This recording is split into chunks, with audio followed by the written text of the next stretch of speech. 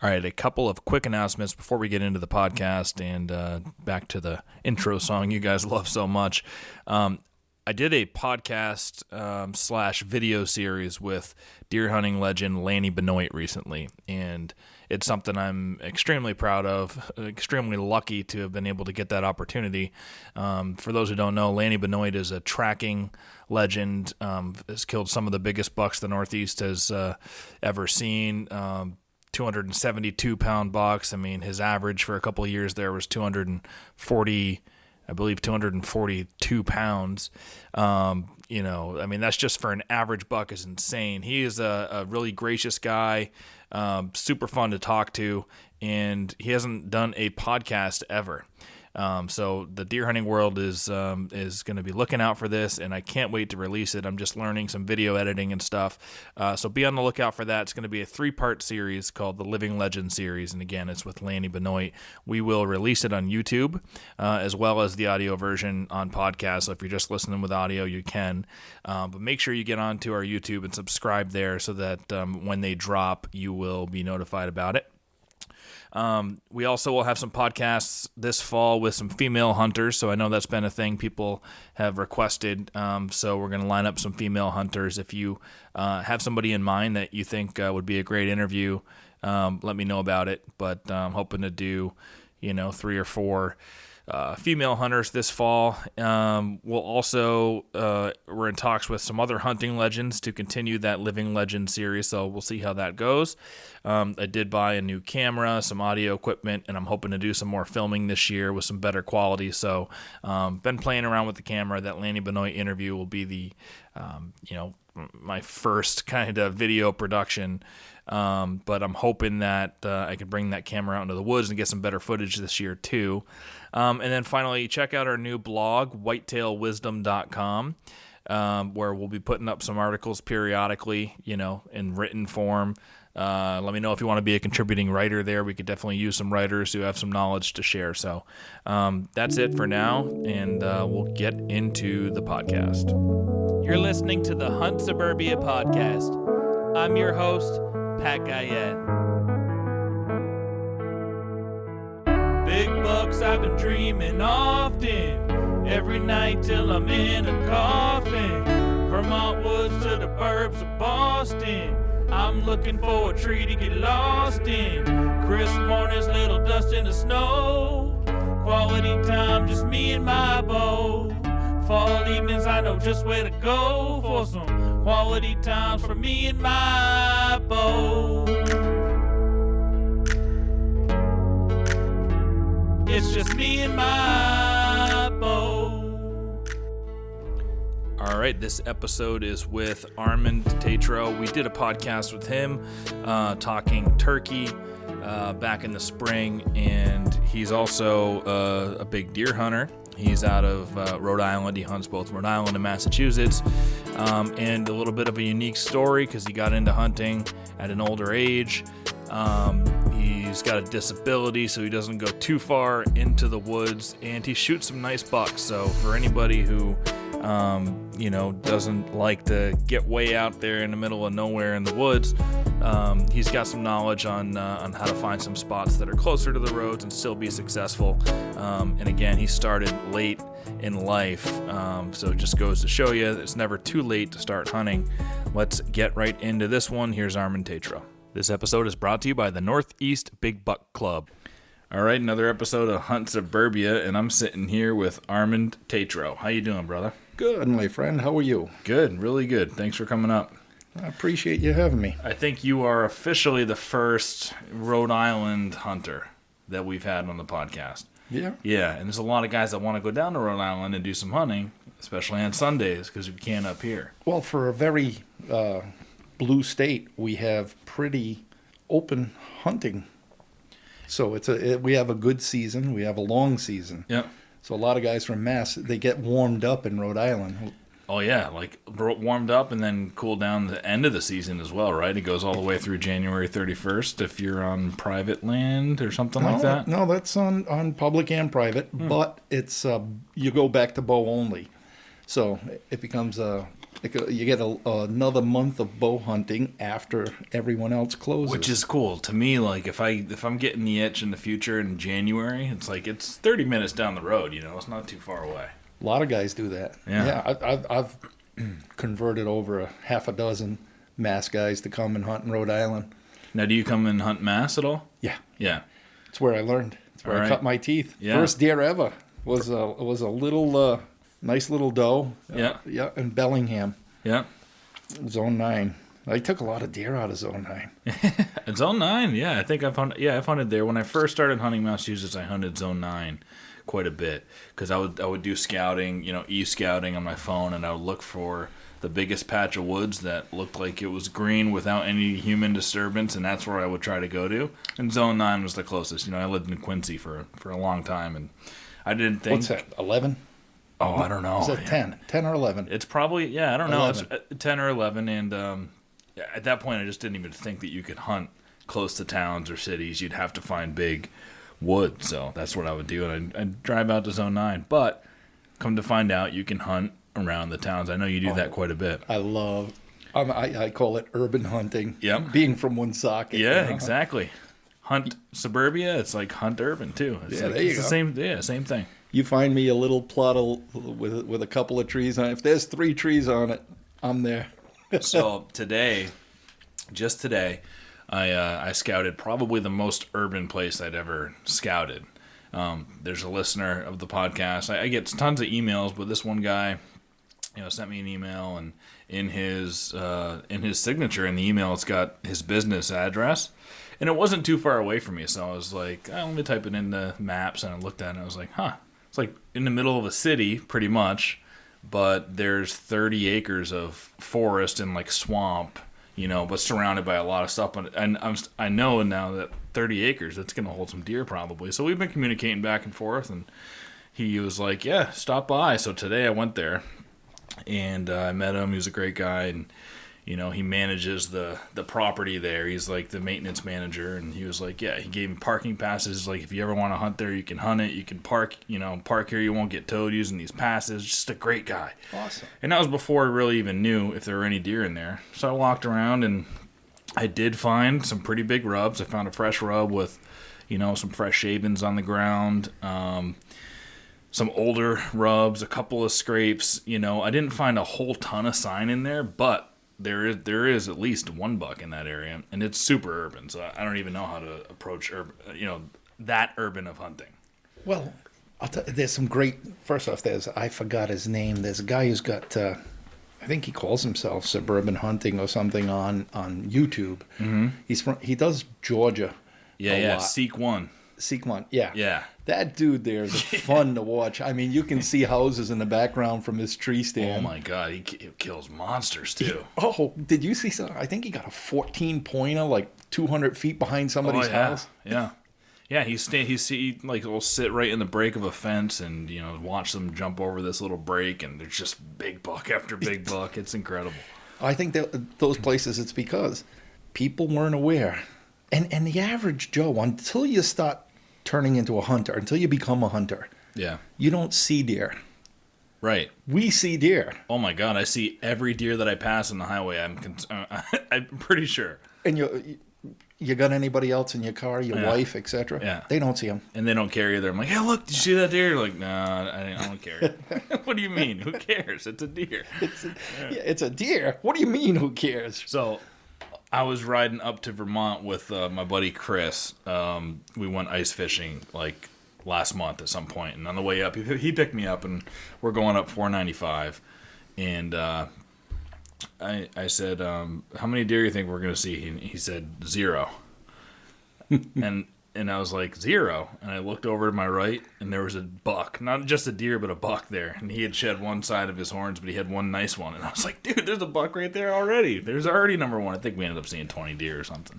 On my way to the last beer camp I went to up in, I've gone a couple times up to Pequot Outfitters up in New Brunswick, Canada. Awesome guys. A couple of brothers own it and run it, and they're First Nations people up there. Their mom was, and their dad wasn't, but they guide up there, and On the way up there, I couldn't believe it, man.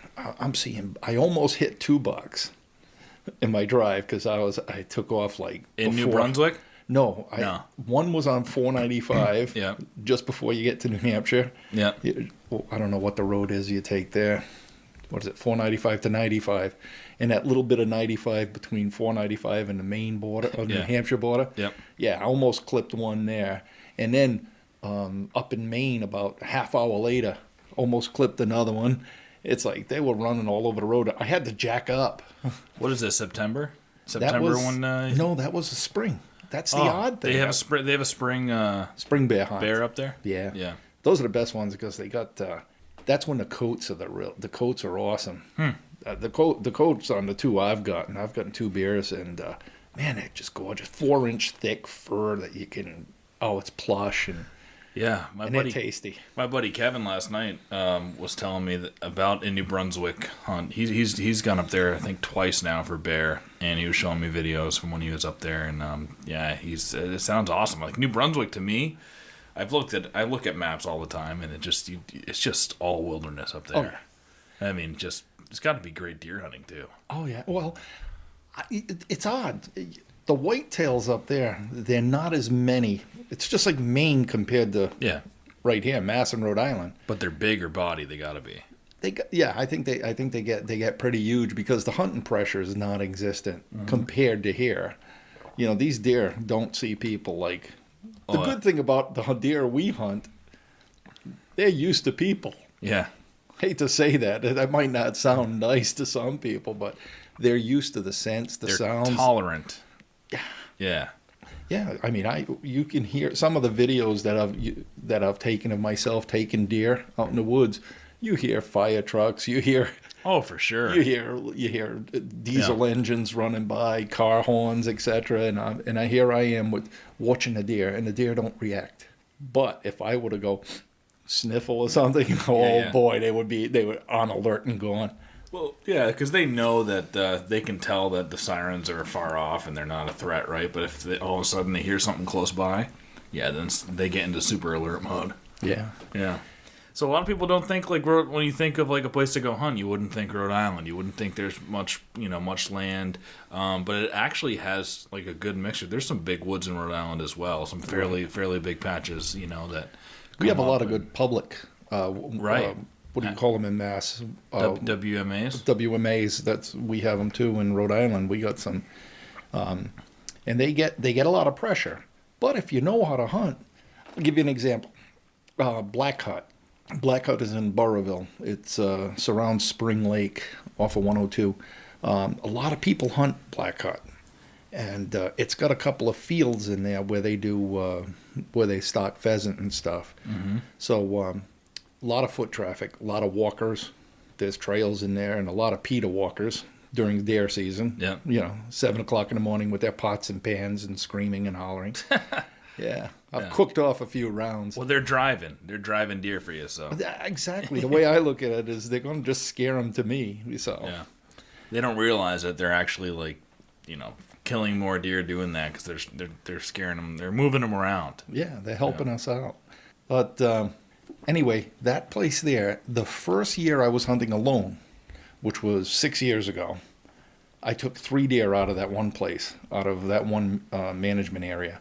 And all 3 of them came within, I was using a climber for the most part, and a heavy steel climber, a cheap Sportsman's Guide or Dick's. Yeah. Used to hump that thing around. I think it weighed 40 pounds. Mm-hmm. But... the good thing was it grabbed the tree. I felt secure in that. I don't feel as secure in some of the modern, quote unquote, expensive good ones. Yeah. No, my Summit Goliath, that thing there, it doesn't grab the tree good. Really? Yeah. I've got a Summit climber too. You're right. They don't shop in those. Yeah, those it's kind of adult. Yeah, you gotta really drive your legs down to. Yeah, you got to jump on it. And the good thing is I got me and 280 pounds of extra gravity, But anyway, I've started hunting in that place alone. My first year hunting alone was in there. Now, why do you say alone? Did you start out hunting always with a buddy? Were you afraid of the woods or something? No. Or no, just like... I just never had, it never occurred to me to hunt until one day I was walking my dog.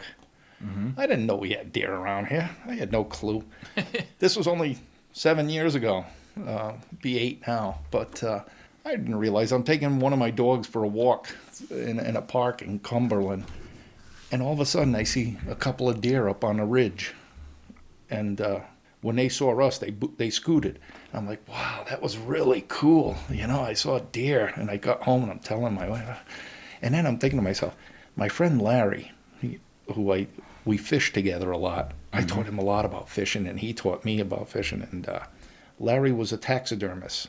Larry Hayward, he was a taxidermist in Blackstone. A lot of people, I'm sure, who listen probably know him. And just a wonderful guy, big brawny guy, and he loved to hunt. He said, we got talking, and he says, you want to go hunting? Yeah, we can take you. We got a group. I got a group. He used to have his little group, and he would run pushes and stuff. And that's how I learned to hunt, was on pushes with Larry.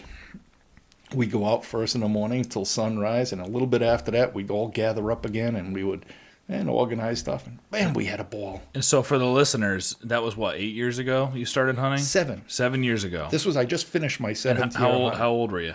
50. 50 when you started hunting. 50 years old when I started. Yep. So that's just to put the perspective in for anybody listening that can't see Armand. He's a middle-aged dude, and he got into hunting at 50. And anybody can get into hunting. It doesn't matter how old you are. And you've had some awesome years too. But I don't want to get in the middle of your story. No, that's cool. But Larry took me out, and the first year I only shot one. But it was my first year hunting, and I shot a deer. It was really cool. We were in Blackstone, and that was a doe. Bellingham. It was a doe. Yep. Yeah. We always made sure we all had tags, and everybody. You weren't shooting unless you had tags for whatever zone we're in and all that. Yep. I know a lot of groups. What they'll do is, divvy up who's got tags. Okay, we got 8 of them. Doesn't matter who shoots. They'll just put those 8 on them, and that's not right. Nope. But we always played by the book. So I was shooting, and funny thing, first time that ain't the first shot I took, because I was hunting with a couple other guys that I met through the VA, and I'll get that story in first, because this is funny. All right. One guy's a sniper, retired old guy. He was a military sniper, Army sniper. And an old retired E8 with a couple of old guys, Wally and his son Wally. Well, old Wally, we called them the Wallies. Old Wally he loved to walk. He wanted to push. That's all he wants to push. And we just went during gun season, and it was always at Killingly, which is on the corner on the Connecticut line. Yeah, I think that's Gloucester. No, Foster. I don't know. Yeah. Anyway, it's on Route 101, right as Killingly management area, just before you get to Connecticut. And we're out there. He puts me. He says we're walking down this path. He says, "Okay, go in the woods go in the woods that direction. About 100 yards, you'll see where you're going to be looking down. You'll see a couple of game trails. I don't know what a game trail is. Yeah, right. I didn't tell him that. It's your first time hunting. First time hunting. I go walking in there, and I see where it goes down, and I can see pretty defined trails. All right, cool. So I sit up, and I see a lawn chair on the way out there. Somebody threw a lawn chair. What did I know? I took the lawn chair with me, and I sat where I could look over both of them, and I'm just sitting there. And all of a sudden, it was a crispy, cold morning. First deers hunting when I'm hunting. And they're going to be pushing from a mile away, coming toward me. I'm up there sitting, and I hear crispy crackers. It's like, Rice Krispies, when the leaves are like that, and frosty morning. I hear this coming now. My heart's pounding. I'm panting like a dog after a marathon, and I slide up on the edge of the chair, and I got a muzzleloader now, and I got my muzzleloader, and it can come. It's got to come one or two ways. It's going to come. It's sort of like a valley to my right, valley to my left, and I'm sort of on a point watching down. Yep. It's going to.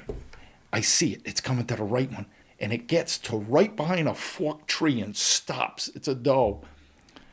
I take that thing up. I take aim at it. Pow! Right over her back. Right? Yeah. A few minutes later, now she goes running off. I'm thinking, I didn't know if I hit her or not. Right? Yeah, right. Few minutes, and then I reload the gun, reload my thing. I'm making a ton of noise. Now, I don't know what the hell I'm doing. I'm making a ton of noise. A few minutes later, I hear something else coming. Same place it stopped. Pow! Right over the back of that one, too. Oh, jeez. The scope was off, or you were too nervous. No, it wasn't the scope. It was me, man. I was breathing like a freight train. My heart was pounding. At least you know you're a hunter. At least you know that at that point you're like, oh, I feel some adrenaline when this is happening, and you're probably addicted. Oh, I was addicted the first morning I ever tried to hunt. Yeah. Yeah, it was great. First place was that Black Hut that I was telling you about. Mm-hmm. I was in this place, Black Hut. I go and I can't use a bow. I had surgery on my neck. I broke my neck in the Army, and I've had 5 shoulder surgeries. I can draw a bow, but I couldn't hold it. Yep. You know, it wouldn't be ethical for me to try and hunt with a bow. So I crossbow hunter, and I got a crossbow September 15th, 4 o'clock in the morning, like an hour and a half before light. I'm walking up a trail. I have no clue what I'm doing. I want to give a quick shout out to Wild Edge Inc. These guys are out of Connecticut. They make a climbing system for mobile hunters. They've got a proprietary step ladder climbing system to use instead of climbing sticks, which a lot of folks carry with them. It's really slick. You got to check them out, www.wildedgeinc.com. They also have saddles and platforms and everything you need to become a more mobile hunter and add that to your repertoire. So I went to their demo a couple of weeks ago down in Connecticut. They're a bunch of great guys. They showed me how to use the saddle, and I came home with one. I'm going to be using it this summer and practicing with it, and hopefully getting up into a couple of trees this fall when the scenario calls for me being mobile, and hopefully we'll get a deer out of one. But go check them out, www.wildedgeinc.com. Great company, Northeast based, right in Connecticut. Give them a shot. This episode is brought to you by the Northeast Big Buck Club. Go to www.bigbuckclub.com. Become a member, $25 annually. You get access to all of their great magazines that feature Northeastern hunters and their stories, and some of the best bucks killed in the previous season. So make sure you get on to bigbuckclub.com. I'm supposed to start with Larry that year. This is the very first time, right? I sit down at the base of a tree about 50, 60 yards off of a trail in Black Hut, and I'm sitting there. Now, I had scents and stuff that I didn't know what I was doing with. I had some buck scent and some doe urine. I was probably using estrus in September back then. I didn't know. Right, yeah. So I take some out, and I spilled it at my car for some reason. I was putting some on those little, who makes those tinks, the little bottles with the wicks in them, and I was pouring some in that, and I spilled some near my truck, and I'm only about 250, 300 yards away from my truck, right? And I'm sitting there, and all of a sudden, I hear in the leaves right next, like about 10 yards to my left, and the sky ain't even starting to get light yet. Yep. But something big, something substantial. It wasn't a squirrel or a mouse or something, it was something like, and I turned my head, and I didn't know deer can see in the dark. I turned my head like, what's that? And all of a sudden, goes running off. A deer had walked up to me, and I didn't even hear it coming. Mm-hmm. I was amazed at, when they're just moseying along, they can be really quiet, especially in the dark. They don't want nobody to hear them. But when it saw me, it probably smelled me. And then a few minutes later, all of a sudden, I heard a deer blow where my truck was. And that's probably your first time hearing that. Oh God, it scared the Jesus out of me. It was like, I'm like, what the hell? I'm thinking Sasquatch now, you know. It was a little, but I'll tell you, my heart was pounding. What a ball! I didn't see her because it was pitch black, and I imagine it was her, and I didn't see that buck. But it must have been reacting to all that stuff I spilled in the parking lot, you know. It's an early doe and heat in the parking lot. Yeah, he's like, what the hell's going on here? So you mentioned you were, a couple hundred yards away, and that's how you like to hunt, right? You like to... Yeah, because first off, I'll let people know, I'm 100% disabled vet. I broke a few vertebrae in the Army, blew out both my knees. Well, the right one. Now the left one's caught up because I'm favoring it. But I had a couple of surgeries on my leg and my back, and so I can't. I'm in chronic pain all the time, and I was on morphine for years. Luckily, thank God, I'm no longer on any pain meds. Mm-hmm. I just deal with it. I have injections now and then, but so subsequently, because of all these issues, I can walk pretty darn good. I can climb a climber, very slow, but I can't go far. I can't, I mean, I'd say the furthest deer I've ever shot from my truck is 300 yards. Yep. And I've killed 31, that's another thing. This is going to blow some people's Yeah, mind. he's been hunting for 7 years. And I've killed 31 deer. Yep. And that's impressive. Probably a half a dozen of them were on pushes, maybe a dozen were on pushes. Yep. So you'll get the purist. The BBH crowd. Oh, that don't count. It's like shore fishermen. Boat fish don't count. Well, they're gonna tell me those don't count if they were on pushes. Regardless, that's pretty darn lucky. I've been really fortunate. Yeah. Well, you also you get in the woods a lot, right? You spend a lot of time out there. Yeah. And that's the key is like if you can spend the time. Yeah. So I don't have a job to go to. Yep. My wife rather have me out of the house. So so it's the best of both worlds. There you go. There you go. So and you've killed some nice bucks. I was looking at your Facebook page. This year was a good year. Yeah. So what'd you get this year? This year was a good. Couple 8-pointers. 3 8s and a spike. 3 8s and a spike. Nice. Yeah, and 2 8s were a public land in Rhode Island. My 2 Rhode Island deer, both public land. The Cumberland. Public, what's it called? Diamond Hill. Yeah, you don't have to give away your spots if you don't. I don't care. I'm not one of these. You know what? I don't. I really don't care. Yeah. I'm one of those people. I'm not greedy. I serve Jesus before anything in my life, so that's another thing about me. But on November, I got to look on my phone here. I believe it was November 7th, and November. I got to look at the dates of the deer. In the Cumberland public hunting land, I got the first big 8. He was a 3.5-year-old. November 7th. Mm-hmm. It's a good day. Yeah, good day to be in the woods. November 7th. He was a 3.5-year-old big-bodied deer, about 195 to 200 pounds. Wow. And it's a big buck, especially for Rhode Island. Yeah, the people they're not going to get much out of this, but I'm showing them just a little video of the dead deer. Yep. And that's a good sized deer. Yeah, it is. So I got him November 7th, and 10 days later, in Black Hut, the place where a lot of people say there's no deer there. Gets hunted a ton. Gets hunted a ton. There's no deer there. 10 days later, on November 11. It was November 18th. I get this one. Mm-hmm. That's a beauty too. There's another big 8. Yep. That was I think he was a 4.5-year-old by the teeth, and another one, 195 to 200, somewhere right around there, walking. Beautiful deer. Yeah, those are beautiful deer. For Rhode Island public land deer, either one would be the deer of a lifetime for the average hunter. Oh yeah. And I got them 10 days apart, 2 of them. That's great. What a year. I got a horseshoe, man. And so how do you so you set up, let's talk about your setup on those deer. Like I like to get into the strategy. So when you're hunting and you've got your limitations where you don't want to go too far away from the truck, do you do much scouting, or So walk me through the scouting process. What do you do in the off season to find your spot? Okay, first off, I study a lot online. I'm a YouTube fanatic. Yep. I watch everybody, and I try to pick the BS from most of the stuff. There's a lot of BS out there. A lot of stuff you read on people's Facebook posts.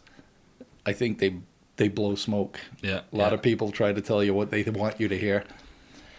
But I watch a lot of guys. I try to learn a lot. That my friend Larry, who, by the way, I want to say, Larry passed 3 years ago of cancer, and I thank that guy. He taught me so much. He was a godsend. He was my mentor. He got you into hunting. He got me into hunting. He taught me how to hunt. He taught me all he knew, and I appreciate him, miss him, love him. So every deer you get these days, you probably think of him right away, right? Yep, that's the first person I miss texting. Mm-hmm. But I got a bunch of other guys that I got half dozen guys I'm texting. Yeah. Like who do I text first? But you make a lot of friends in hunting. God, you make great friends.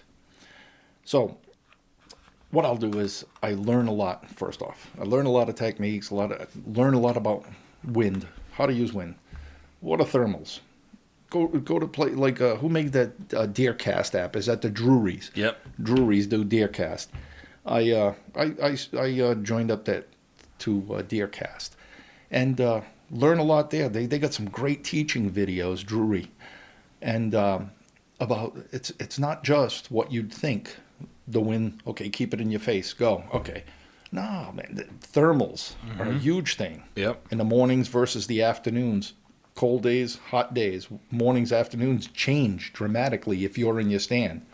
Which stand do I want to be in? The downhill stand, the uphill stand? Yeah, so talk to some people because people who are listening, a lot of them aren't going to know what the thermals are and what they do. And you can go searching on YouTube and learn everything, but tell them about, so in the morning, if you think about it, where you're sitting in the morning, the temperature's going to get warmer. Right. It's going to get warmer from there. What happens to air when it gets warmer? Yep. It rises. Right. So when it's rising, if you're up in the air, if you're up in your stand, let's say you're 15, 20 feet off the ground, as the ground and the air around you is starting to heat up as the sun starts to rise. Yeah. What's going to happen is your scents aren't going to drop straight down like they would normally.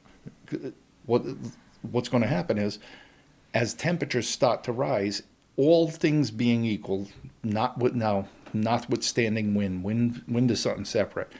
With no wind, as it's heating up, if it's cold in the morning and as it's heating up, if you're up in your stand, it's going to carry your air above. Yeah. So you got a lot more leeway, a lot more play time. So if there's ridges around you, though, like if there's, if you're not at a high point, your scent, no matter what the wind's going to be doing, it's going to be carried up. It's going to carry up those ridges, so it can alert deer, even if the wind isn't blowing that way. Exactly. Yeah. So it's something people got to be careful about. And in the afternoons, as it's cooling. Mm-hmm. You probably want to be if you want to be in the lowest spot. Yeah. Hunt near a swamp or something maybe. Hunting near a swamp, down in a little bowl somewhere. One of my kill stand. God, I placed that stand. This is the third year with that stand, and I've taken 8 deer out of that stand. That's awesome. One stand. Yeah, I can't wait to find a place like that. Oh, I love that stand. And it's public land. Yeah. Nobody will see it either. It's on the edge of a swamp. And I'm sure some people have run across it. Yeah. Nobody's cut anything yet. Yeah. Well, that's good. They probably... It's not like... The PETA. Oh, gosh. PETA folks. It ain't even PETA folks. There are a lot of hunters who, if they see somebody else's stand, they get jealous and they cut it. Yeah. That's terrible. BS. Yeah, it is BS. We hear a lot of that. So... Afternoons, as temperatures are cooling, as they're dropping, same thing's going to happen to your scent. The wind will overcome it to a big degree. I had that spike I got this year. I took him out of frustration, kind of, because I had already been hunting like 20 days, 25 days, and I'd let a bunch walk. Was that a Massachusetts deer? No, Rhode Island. Oh, so you can get three. Oh, that was a Mass. Okay. The spike was Mass. Yeah, how many bucks can you get in Rhode Island, too? Get $2. Okay. And I get the Sportsman's package, which is 5 doe tags and $2, and that's like $75. Yeah, that's a good deal. Steal. Yeah. And the good thing is they apply for all seasons. You don't need a shotgun tag and a doe tag, a shotgun tag and a muzzleloader tag and a. I think a lot of guys are going to be looking into Rhode Island hunting this year with the increases in the mass, the proposed increases in all the fees. There's a lot of guys that might protest and go to Rhode Island or New Hampshire and a budding state, even though not this year. It'll be in 22. Right. Yep. Yeah, because those aren't kicking in yet, right? That's a proposal for 22. Yeah. Yeah. That sucks because you take people like me on a fixed income.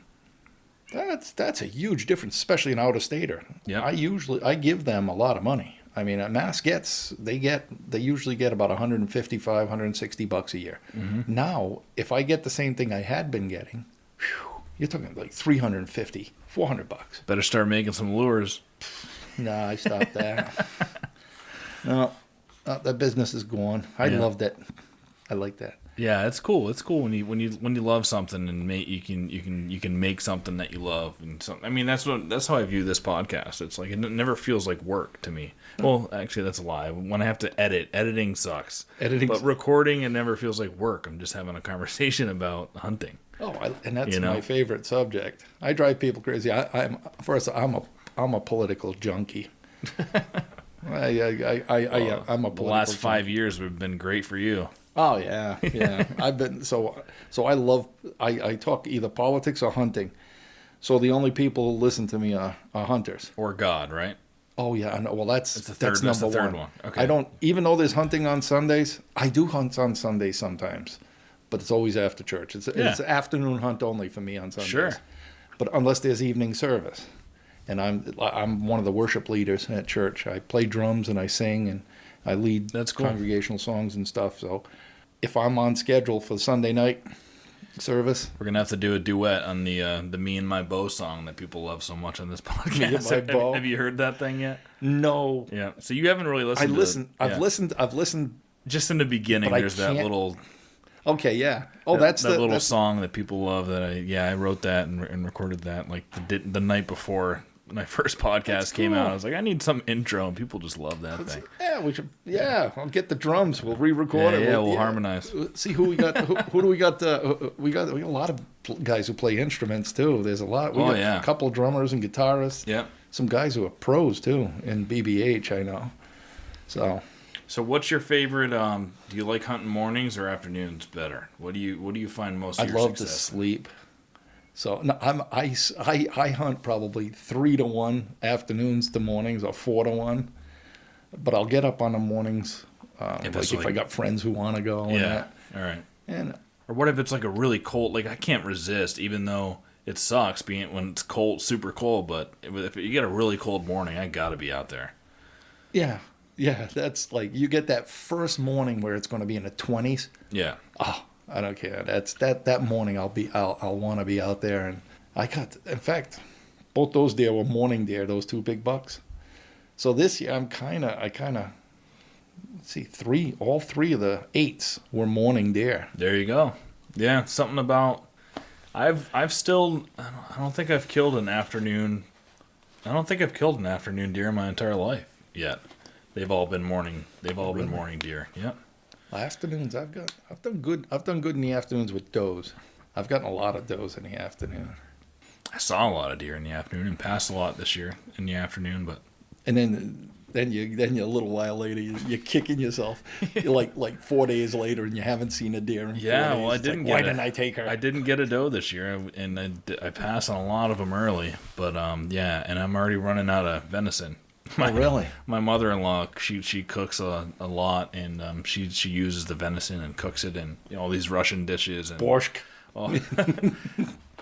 I got to be careful because sometimes I'll catch her, like she'll come up with a package of meat and she's gonna like do a slow boil or something, and I got to look at it, and because she can't really read, she's actually learning to read, but she doesn't know the different cuts and all that. Well, if it's a good, so I'll see like tenderloin. Don't even think about boiling. Don't boil don't boil the chops, not the chops and not the tenderloin. Yeah. Some of the front shoulder steaks, okay, keep boiling twice. Right. Or there's a few of the cuts on the back that are a little tougher, but no, don't touch the back straps or the tenderloins. Yeah. That's a medium rare only. Yeah. So now I just put them in a little special. I put the ones that she can use for whatever she wants in a certain area of the freezer. But we're already running out. I wish I had killed a doe. And next year I think 4 deer will be good too. If I'm lucky enough to get 4 deer. 40 is good. That'll be good for family of Well, I only 4. kept 3 I kept 2, and the other 2 went to other families. I have a lot of friends who hunt. Who never get anything. You kept the spike horn, didn't you? Oh yeah, The pink meat is always good. Yep. Yeah, the pink meats you gotta eat those little ones. A lot of people, kill. Hey, taste it. Those little ones are really good. Oh. Yep, they are. I'll tell you, I want to try. Got to talk to Mr. Siska from the page. The chef. We have a couple of good chefs on the page. Yeah, we're gonna have Rich Malloy on. Yeah, Rich is another one. Yeah, he's gonna come on. About gotta make some nice steak tartare out of some back straps. I'm gonna try that this year. I think I would definitely do that. My wife's afraid of that, but I would absolutely. Oh, I used to fillet tuna as I'm filleting the tuna fish, or as I'm killing them out at sea. As I'm gutting them, I'm cutting chunks off and eating it right. The thing's still hot. I'm cutting pieces off and eating it. Oh, that's probably delicious though. Yeah, I got an immune system. That COVID, it's not. I got such an immune system. Yeah, you got a lot of natural stuff. I've eaten. I ate a couple raw pieces of venison last year in front of my wife. She wouldn't do it, and man, it's really good. It's really good. I wouldn't do it for I don't know what all the health issues could be with that, but a couple chunks here and there. It tastes good. I enjoy it. It's what our ancestors did. Heck yeah. We'll give them that canine argument. Why does man have canines, right? If he wasn't meant to eat meat, exactly. Yep. This episode is brought to you by Heron Hill Winery, the official winery of the Hunt Suburbia podcast. Go to www.heronhill.com and use code HS5 for an additional 5% off at checkout. Now, they already have some great volume discounts on there. If you buy 3 bottles, you're going to get 5% off. If you buy 6 bottles, you get 10% off. If you buy 12, you're going to get 15% off. So if you add the 5% extra you get from using code HS5, you get 20% off plus free shipping for a case. HS5 is for first-time buyers. If you're a repeat buyer, you've supported in the past, just get on there and use those volume discounts. Get the wine delivered right to your door. Enjoy a nice glass of wine while you listen to this podcast. There's a lot of great information. And support us. Support the sponsors. We really appreciate it. HeronHill.com. Use code HS5 for an additional 5%, or just enjoy their volume discounts. I talk about it all the time. One thing that is awesome about hunting is that there's so many different ways that you can hunt. You can always keep your hunt fresh by using different weapons or hunting in different seasons. Some state has an early season, some have a late season. You can hunt a buck here and a doe there and a Saturday here and a Sunday there. Well, one of the easiest ways to change up your hunt, if you haven't got into muzzleloader hunting yet, muzzleloader is a great way to extend your season. In New Hampshire, it's early, before the rifle season, before the bow season. In Vermont, it's late, it's at the end. But muzzleloader hunting is awesome. And so I'm super excited to announce a partnership with Woodman Arms muzzleloader. This muzzleloader actually shoots like a rifle too. And the coolest part about Woodman Arms is they recommend that you not clean your gun.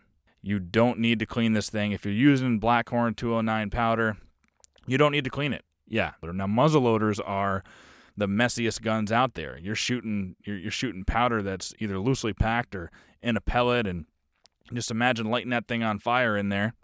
It's an extremely messy thing, but with the Woodman Arms, the way they build it, you don't need to clean that muzzleloader. That's like #1 selling point in the world. But once you hold this thing, it feels like a rifle. It just feels right in your hands. It's got a hammerless action, so there's absolutely no hammer on the gun. It's got a crossbolt safety. It feels like you're carrying your 7600 through the woods. I'm extremely excited about this partnership. They're making me a gun right now. Throughout the summer as I'm shooting it and into the fall and getting ready, I'll report back on how it shoots. But you don't have to look any further than all the reviews and all the really great hunters in the Northeast and across the country. Really, they're selling all over the country because they're the best muzzleloader in the country. Look at what everybody else is saying about this gun. That's enough for me to endorse it without ever shooting one. But I can't wait to shoot one and follow up with you guys and tell you how it is this summer, this fall. For now, go to woodmanarms.com. Check them out. You can build your own custom gun right there. Call Timmy Bolduc, who was on this podcast and is a good friend of mine, and he'll tell you anything that you need to know about the gun.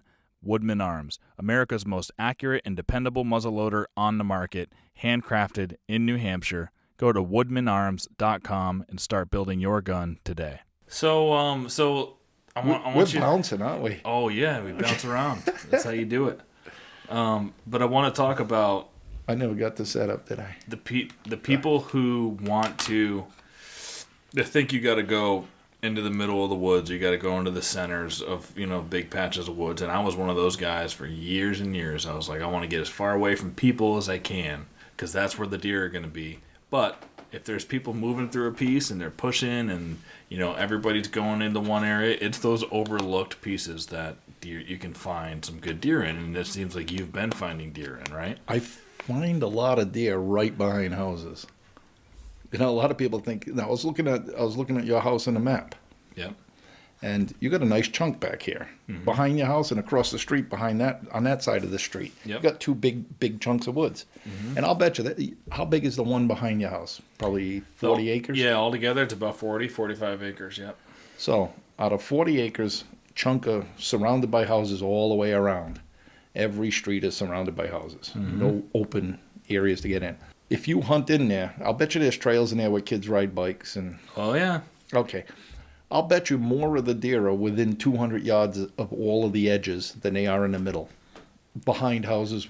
Look for the houses that have a lot of big bushes behind the house, like right at the edge of their yard. Oh, yeah. More times than not, they bed right there. The deer are hanging out right behind the thickest stuff, because in the deep woods, there's not a lot of thick cover. In the big woods, when you get out into the woods, you can see further than... It's always around the edges where you can't see far. Yeah. And wherever you can't see far, the deer can't see far, the deer feel comfortable. It's always in the worst places, which is always the entrance of the woods, or where more deer are. Yeah, you're right, yeah. Yeah, the other day I was looking at a new spot, and I parked, and there's just a small swamp, on the other side of the parking lot. Oh, that's heaven. A little strip, but it's really thick, and I wanted to see the other side of it, so I walked all the way around.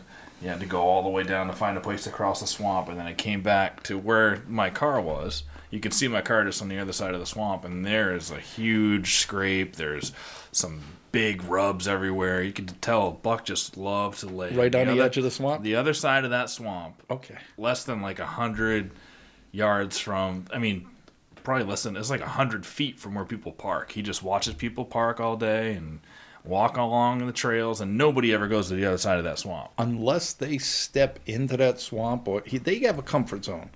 Now, deer that are out in the open woods or on power lines or anywhere where you can see several hundred feet. Yep. Their comfort zone is big. They need to see. Their comfort zone is small, I should say. If they see anybody a couple hundred feet, a couple hundred yards away, they're going to take off. From a couple hundred yards, you'll spook them and they'll run. But that same deer in thick stuff next to a road, you'd be surprised how close you can get to them. You can get a lot closer to them because their comfort zone is now, they got all this thick brush around them that they're used to having people. They're used to encountering people there, and they feel like they got a fence around them. Yeah. In a way. Yeah. So that's one of my little trick habits. I find those places a lot. Yep. Yeah. I kill deer. I kill a lot of times. I'll kill deer and drive up to them and put them in the back of my. I had one of those little. You know those little short drags, baby. I had a Suburban, an old junky Suburban. You know those things you plug into your trailer hitch? It's like a little basket. Yeah. I had one. I carried a lot of deer. I've had them stacked put 3 that high on that. Jeep Wrangler. It's just a little platform that comes out. Yeah, the back. yeah. It's like probably 3.5 feet by 1.5 feet, and I've had 3 deer on one of them at once. It's like it's just going back to like looking at the woods, and I used to always think if you're a rookie hunter. I mean, and I wasn't a rookie. I've been hunting for more than 20 years, but I just never really studied. I'd go out to deer camp for 3, 4, 5 weekends out of the year, and I didn't think about hunting until the night before opener, right? And then I'm thinking about hunting, and I'm excited for the weekend, but I wasn't really studying. I wasn't thinking, why I would pick a particular spot and hunt there. Usually it was because the view was nice. It was like, I can see a ton of stuff, and it's open hardwoods, and I got many shooting lanes, and I would spend all my time in the woods sitting in these places with these great views where you can see all over the place. Come to find out, that's not where you're going to have the best deer hunting. So these days, I find myself like getting into the thick, like if you're not going through prickers, like I'm not there right now. If you're a bow hunter, that's the difference. Now, if you're a gun hunter, that open stuff is beautiful. It's great because you get into it late in the year when they're moving more. Yeah. But if you're a bow hunter, you've got to get them on top of you. 30 yards, very few people will shoot beyond 30 yards. Yep. A lot of us can make. With my crossbows. Heck, I can make a 50-yard shot. I can be hitting bullseyes on a target at 50 yards with a crossbow. But I'm typically not going to take more than a 30-yard shot.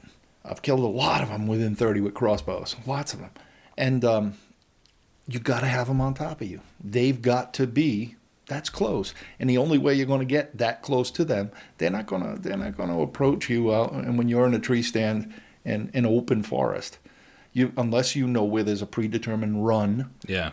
If you got a good deer run and you're that playing you the know wind they're moving, and you're the playing thermals, right? the thermals, etc. Yeah, you can do it, but you're going to have a lot more luck in that thick stuff on the edge of a swamp, on the edge of a ag field, on the edge of real close in to the edge of the woods where there's that thick junk. Yeah. It's all that gnarly stuff. It's the green. I mean, it's the green prickers and brambles, and you want to look and see mountain laurel and the stuff that's like where you can't really, if you can't see into it. And it's funny because I remembered even just 4 years ago, I would walk up to like something that looked super thick and you can't see anything, and I would go, oh, deer, there's where I'm not hunting. Deer aren't going to walk out of that or pop out of that, but they do. They pop out of stuff that you just couldn't even imagine that they can get through. Look where you've blood trailed. Oh, Consider where you've blood trailed, and where do you always end up? Yep. In that thick garbage, don't you? That's where they always run back to. Mm-hmm. That's safe. Yep. Either that or down in a hollow in the water. They always go to something really thick or water. Yeah. They always go, and mostly downhill. Yep. It's just funny how your whole outlook can change, though, right? Where when you like, learn, when you learn one. It's like, wow, I used to avoid thick, and now I need to be. You look for it in the thick stuff. Exactly. Or I don't feel like I'm set up in a spot where I'm going to get a chance at a good deer. And it's worked so far in this last couple of years. You got a beautiful deer hanging above your dining room table. That's my first mount. He came back already. That was from this year. That was from November 17th. Is that about 120 inch, 8 point, 3.5-year-old? Exactly. All right. It's exactly 120 inches. When I measured it, I green scored it, but I measured it at 120. Yep. I got. Maybe he's 2.5. Could be 3.5. Calibrated. Isn't that funny? I looked at the woods. Yeah. I looked at the woods. That's 40 acres. Yeah. What do you think these guys measure? This is the shed. 95. Yeah, I don't really remember what. I'm thinking about 95. Yeah.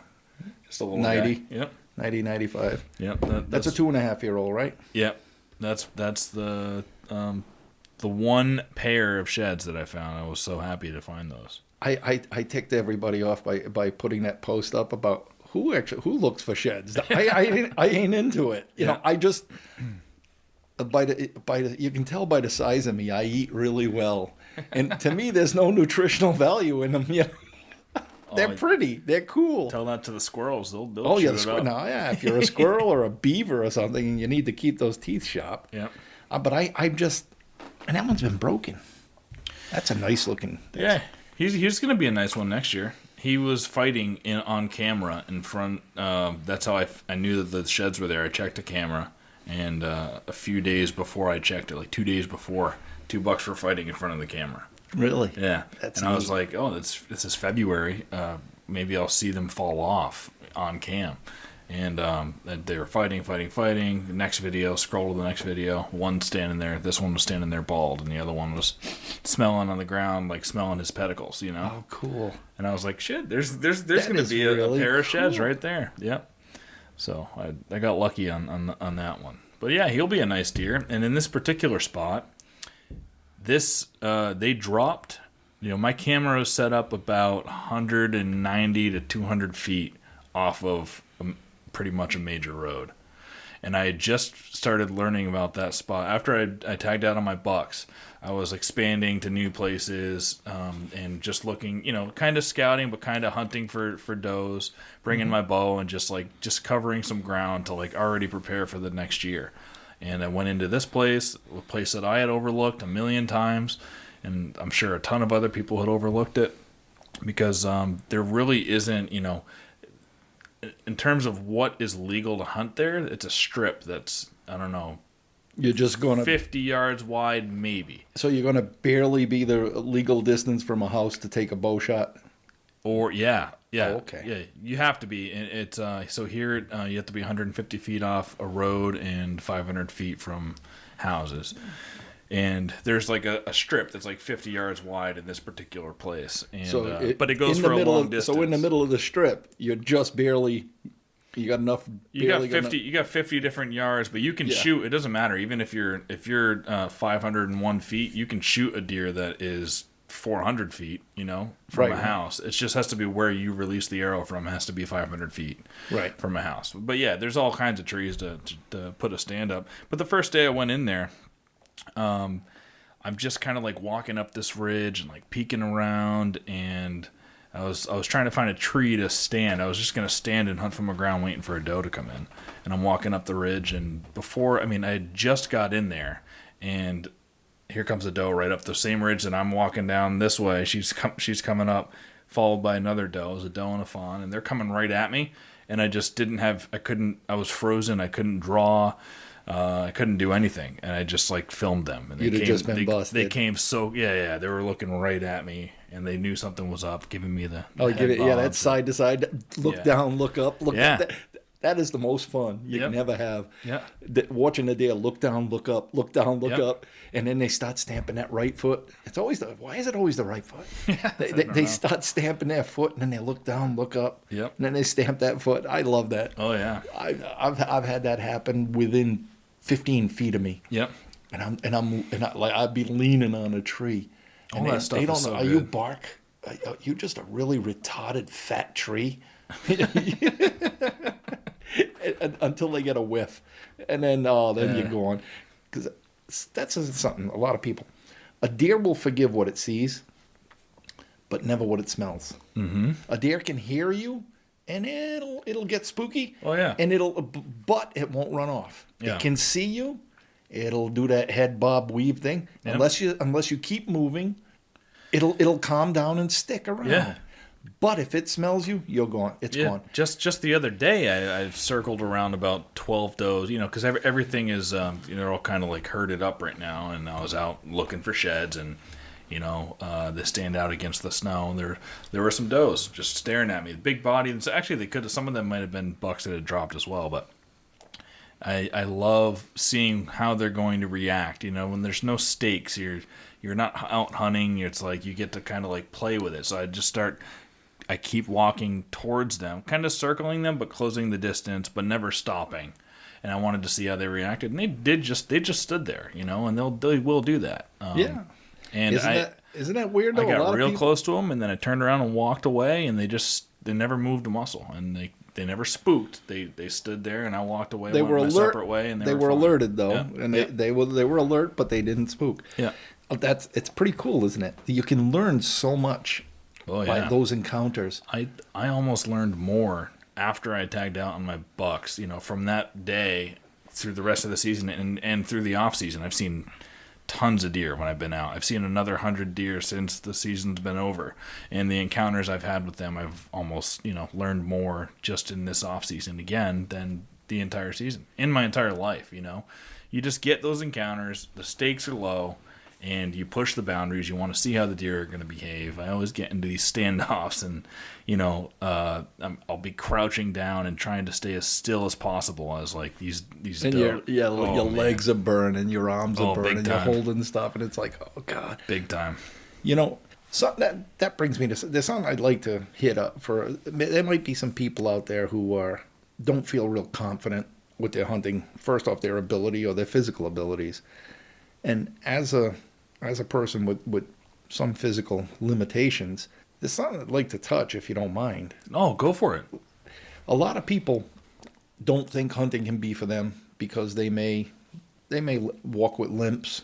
They may not be able to use their arms as well as you or I. They may not be able to walk as well. Maybe a back issue, neck issue, whatever. Some sort of physical ailment. They may, maybe some sicknesses that they get out of breath too easy. Regardless of all of those possible situations, you can make accommodations for yourself. A lot of it takes just a lot more preparation than you or I, or you or the average guy out there. I'm not as bad off as a lot of people, but I have limitations. But it takes just a lot more preparation. Limitations are overcome by preparations. Mm-hmm. Hey, yep. I just thought of that. There you go. Coin that. Quote me on that. I like that. Limitations are overcome by preparation. Yep. By that I mean stand placement, knowledge, big one. Remember what we were talking about thermals? Yeah. Seat plate. You can go in. You ever heard of the Millennial tree stands? Millennial, the company Millennial? No. Well, they make seats. They make these little seats that are super comfortable. I killed a bear out of one, and I killed a bunch of turkey last year out of them. Every time I go turkey hunting, most guys have those vests with the seat strapped on the bottom, and they just sit up against a tree. Yeah. I could do that for 15 minutes, 20 minutes, and then I'm burning. The sciatic is going nuts. Mm-hmm. They got these Millennial 300, I think is the model, the M300 by Millennial. It's a little seat that you put one strap around the tree, it hooks on the tree, folds down. Yeah. It's as comfortable as the chairs we're sitting in here. I might have one of those downstairs. I got one somehow. A stand like that folds down from a tree, a little seat. And I got a bear out of one of them. All they got is platforms up in the tree, and most guys will bring the bottom half of a climber and climb up the platform, be up on a platform, and put the bottom half of a climber. I brought that Millennial, and here I am sitting on a ground seat, 15, 18 feet in the air. Yeah. But it's over a platform. And that's where I killed that nice sized bear, about 185-pound bear last year. 2 years ago now. Yep. In New Brunswick? Yeah, New Brunswick. Yeah. But, so one thing, consider one of them. Somebody may have to pick the time of day they go and where they go. You have to be a little more studious in your scouting. Mm-hmm. Find the trails that they go, and find yourself a vantage point over the trail where you don't have to climb. If you can't climb a climber, or you don't have the help to bring and put a permanent stand out, like a ladder stand or something, get one of these seats. Yeah. Find a ridge that trail goes by, and set up. Yeah, I mean, depending on your limitation, there's some types of hunting that would be, almost impossible for you to do if you're trying to track a buck 15 miles through the woods in snow in northern Maine. Big country snow, gun hunting. But the good thing is, I can't do that. If you're hunting in the suburbs, there is a lot of opportunity for guys with different limitations. And you don't have to get, like, as we've been talking about, you don't have to get too far off the road. This place that I've been talking where I found these, and I walked in that first time, and that doe snuck up on me. It's only a couple 100 feet off of a road. I mean, I think I've gotten more big bucks on cameras in that area than I have anywhere else that I've been scouting. And it's how many acres is the lot? It's not big. Altogether, if you add different abutting properties and stuff, it's probably 140 acres of forest. That's not huge. That's that's half mile square. Yeah. So it's a half mile by 3/4 of a mile, roughly, something like that. 85% of it, 90% of it is posted, and you can't access it. The other small strip is where you can hunt it along the posted edge. It's perfect there, and they'll move through it. Where I've had my cameras up, there were scrapes everywhere, so I put a couple different cameras on scrapes and got some nice bucks. So awesome. I'm excited to try that one out. But anybody can, no matter what your limitation is, you can access that spot. It's not too far from parking. Yeah, you're not walking too far, and there's some nice knolls and stuff in there where you could actually have a nice vantage point over some trails. And I'm actually thinking, my dad came down last year. He's 75. He'll be 76 this year. And he came down from Vermont with his crossbow, and I've already been thinking, like, this is where I'm going to put him next year because it is close to a parking lot. He doesn't have to climb into a tree. There's some nice vantages, and I'm going to get him a good deer there. Yeah, get him this year, I believe. Get a little seat for him to sit on. Yeah. On one of those ridges. Yep. And bring a little bit of camo netting. Yep. If you can find two, 3 trees close to each other, get yourself a little bit of camo netting and set yourself up a baby ground blind real quick. Yep. So you can backpack everything you need in there. A couple zip tie it to some little things. Yeah, he had a lot of deer picking him off last year. Sitting on the ground with the crossbow. Any tiny little movement, he was getting picked off quite a bit when he came down here. But that's cool though. Yeah, it's gonna be fun. That's fun. The success isn't always in kills. Yep. That ain't the success. He did end up getting his first doe ever with a bow. He's had his crossbow for I think 10, 15 years in Vermont, and he's never killed a deer with it. So he got one last year, and it was awesome. So this year we're gonna get him a buck. You want to hear the world's worst doe story? Let's go. From this year? Yeah. All right. I was doing. There's a group of a couple guys. They're friends of mine. My friend Larry, his son-in-law, with a couple of friends. We go hunting with them. We've probably gotten, the 4 of us go on Saturdays only through the gun seasons, and the last couple of years we've probably gotten 8 or 10 deer, And the sad part is I've shot every one of them. That's just the luck. I got that horseshoe.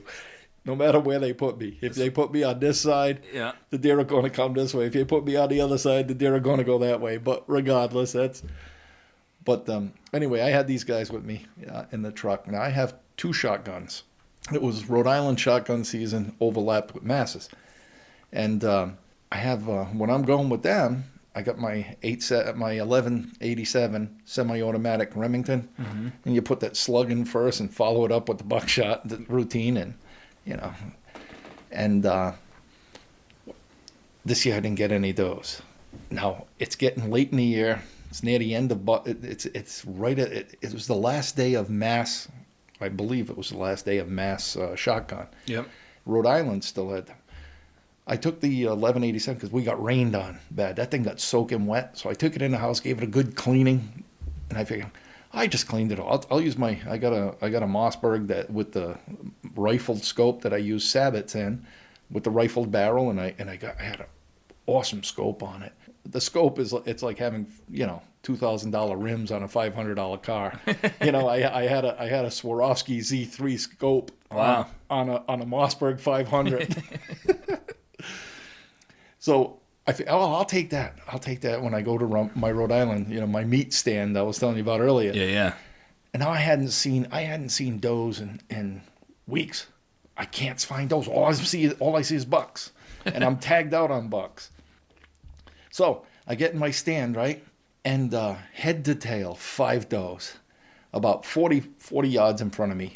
just walking by. It was like when you're at the carnival and all the little ducks in the thing and you're trying to shoot with that BB gun. Late in the season, they always seem to be like that. Super, like head to toe. They don't get too far away from each other. No, they were like sniffing each other's butts, and they were going right, left, my right to left, right in front of me, and I'm like, oh, awesome! I got Hornady SSTs in that thing. Those things are loud and obnoxious, and boy, it's as good as a rifle. Mm-hmm. I mean, I can put. When my scope's on, I can be hitting bullseyes at 200 yards with that thing. Wow. Yeah, I'm a good shot. That's one thing I can shoot pretty good. Got that in the military. Yeah, all those years in the Army. Yep. But these things are 40 yards in front of me. Now this was in my truck. Okay. Now all the other guys in and out, dropping their guns around. All right. So I got my scope on and on. They're 45 yards in front. So I. What do you mean it's in your truck? My shotgun. Yeah. Was in my truck. Yeah. I kept it under the seat. Yeah. Because in case we went somewhere where there were long shots to take. Yeah. If I was going to be somewhere where there was long shots, I would have used it, but I hadn't used it. I only used the 1187 with the bead sights. Okay. Yeah. So, I'm up in my stand, 45 yards. I put it on the chest of the biggest one.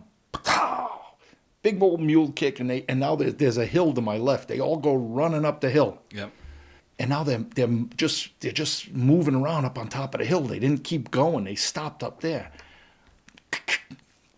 Rack another one. They're only about 70 yards, 75 yards. This is like shooting, it's like shooting fish in a barrel.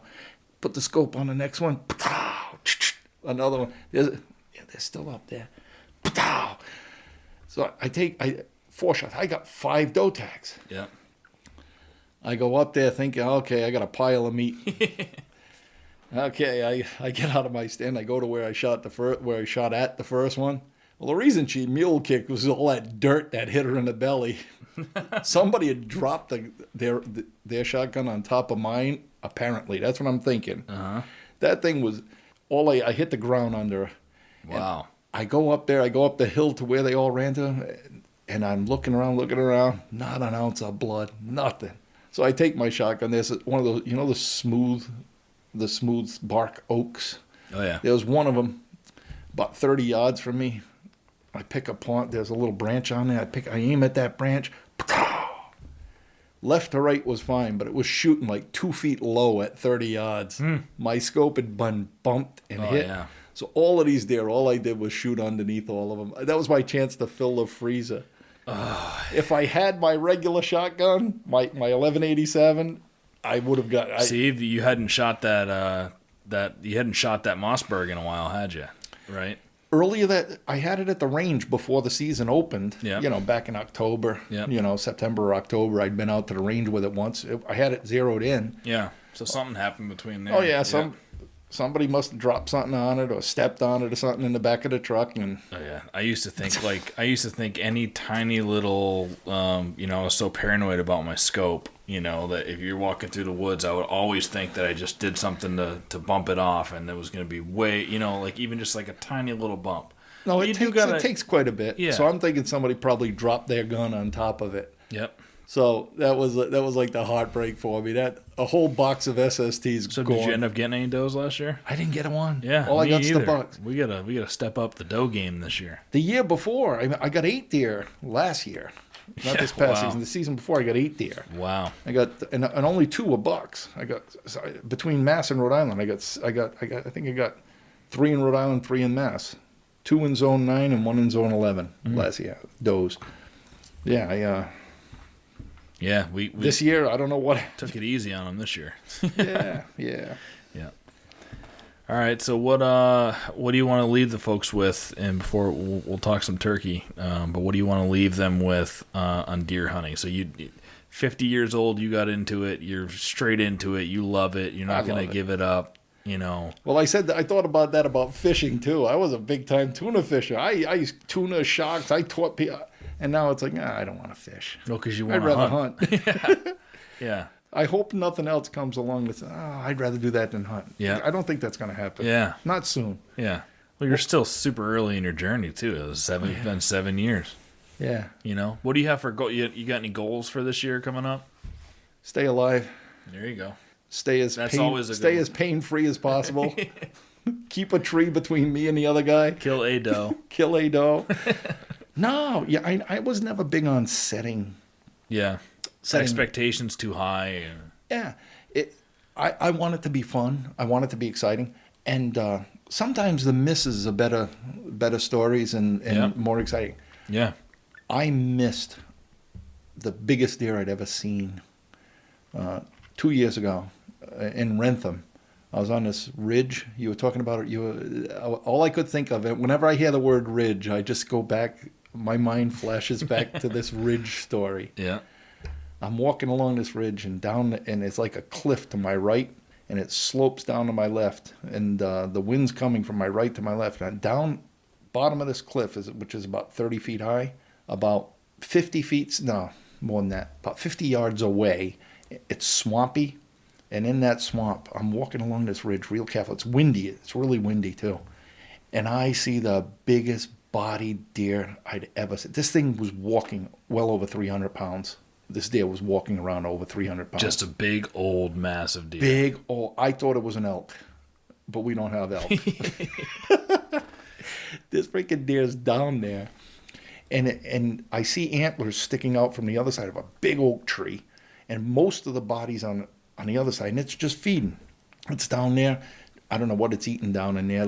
It's got those long swampy grasses and stuff down in that swampy land. And I'm up on top of the ridge, and I'm like, I freeze. And back to the first year of hunting. Now, this is my 5th year of hunting. And back to my first year of hunting, I'm back to that same thing, like the heart's pounding. I don't ever want to lose that. The heart's pounding like crazy. I'm breathing heavy. And I look over, and I see that thing, and I'm like, so I back up the trail where I can get a shot at the vitals. And, again, it was, I'm never going to use that Mossberg, because it was that Mossberg. I had that Mossberg then with the rifle barrel, and I take a shot, and I thought it was a beautiful shot. That thing mule kicks and goes running through the swamp. I sit down up on the edge of the cliff, and I'm texting my friends, and I'm calling one friend. Oh, you're going to have to help me come retrieve this thing. Just got a moose. This thing is freaking huge. We're going to need 4 guys to get it out. Well, after about a half hour, I go down to where I took the shot. All I see is white hair all over the ground. I see a bunch of white hair all over the ground. Uh-oh. Not a drop of blood. Shaved his belly? All I did was give him a bad haircut. Yeah. I shot right under him. See, that gun. That's the same one that was shooting low. That was the same bad. It was shooting low then, too. Yep. I'm never going to use that darn thing again. Maybe you got to get the Swarovski scope off, and maybe that's I did. I sent Swarovski. I'll tell you, anybody ever want to buy a really great scope, go with these people. Are awesome. After that shot low, I called Swarovski. They're local, They're right in Rhode Island, Cranston. Really? Yeah. It's a Austrian company, but they have their United States headquarters is right here in Cranston, Rhode Island. So I called them up, and they said, and I told them, hey, I don't feel comfortable ever using the scope again, and I give them the serial number, et cetera, et cetera. Send it in, and we warranty all our scopes. I said, I ain't the first owner. I bought it used. I said, that's okay. No, we warranty our scopes for life. And they sent it in, and they changed the springs and stuff inside and sent it back to me. And I bought a .308 rifle. It's on there. Yeah. And we were at Wallam Lake Gun Club with a friend of mine from church, and 200 yards. I'm shooting 2-inch groups at 200 yards. Yeah. With that thing on. So don't mess up that combination. You got the combination. Yeah. Now. So that it's found a new mate. They're married for life. I'm just going to kill a bear with that. Maybe I'll just that'll be my home defense gun. There you go. It's relegated now to home defense. You're not going to need it out to 200 yards though at home. No. I'll put the smoothbore barrel back on it. Yeah. But I'll tell you, the 1187, we were doing a push in Mendon. Mm-hmm. Those few guys, and I'm on a gas line, and right after sunrise, Nice cold morning. Snow. It snowed a few days earlier, and the snow had frozen over. It was that crispy when you walk on it, crunch, crunch. Yeah. I get on the gas line, and I just text the guys. They're about 3/4 of a mile away in a block of woods. They're going to start coming through, and they still hunt. They don't rush through. We don't do, when we do a push, we don't just clear out a section really quick. They still hunt, and I sit on the power lines, and I wait, either way, or if I'm on a hilltop, a ridge, or whatever. Yeah. And as soon as I texted him that we're in place, I can hear something crunch, crunch, crunch. And I'm looking into little baby pines, the 6-foot pines that are really thick to see. Yeah. And I see a doe about 95 to 100 yards in the woods going through little pines. I see a big nanny doe walking through there. And I know I got a slugster. The first one in there is a slug. And all I got's the bead sights on the 1187 with the bird barrel. I figure, you know what? I could probably take her with a bird gun at 100 yards. I put the bead on her. I double lunged her and dropped her. And the guy said, "Did we push her?" "No, you didn't push it out." They texted me, "You didn't push it. Just keep coming." So that one counts. That one counts. She wasn't running by you from the pushers. No. Last question and then we'll do turkey. But so are you one of those? You're not one of those guys that wants to go back and you saw that deer that reminded you of an elk. Some guys would get obsessed about that and then only want to hunt that deer over and over again. Did you go back and try to hunt him, or do you just kind of like let bygones be bygones? No, he deserved to. He deserves to live. If I missed him, to somebody else will get a shot. I don't get. Yeah, you don't get hung up on a deer. No, a lot of that's a young guy's thing. I'm happy to get out there. Yeah. Hey, those two 8s I got this year, they were good sized deer. They weren't as big as him. Yeah. By no shot. But those are trophies for me. For sure. Any deer we get on the ground is a trophy, man. I hope I never lose that. I hope I never get to this elitist status, which a lot of the real dedicated bow guys are. They look down on us guys that'll switch over to guns during gun season and this thing. And you don't have a target list and name them and it's fun. No, man. If I get too much that way, I'm afraid I'll lose some of the fun. Yeah. Yeah. To me, it's like he's there. If I run across him again, hey, God bless me. He'll be older and bigger. He's probably on the downside now. I don't. Yeah. I know I'm on the downslide. Maybe you guys can both meet up on the downslope and take care of them. Yeah. Who knows? Whatever happens, right? A lot of that piece of land is gone now.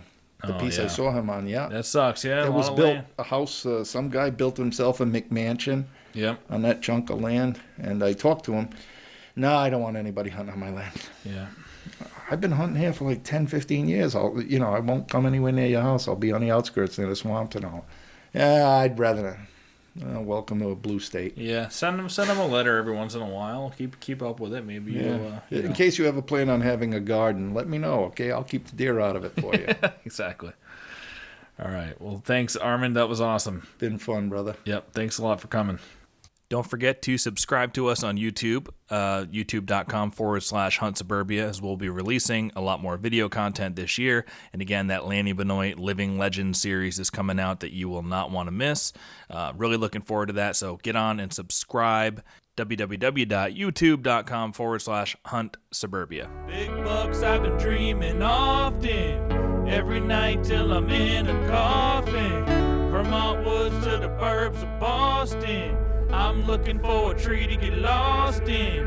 Crisp mornings, little dust in the snow. Quality time, just me and my bow. Fall evenings, I know just where to go for some quality times for me and my bow. It's just me and my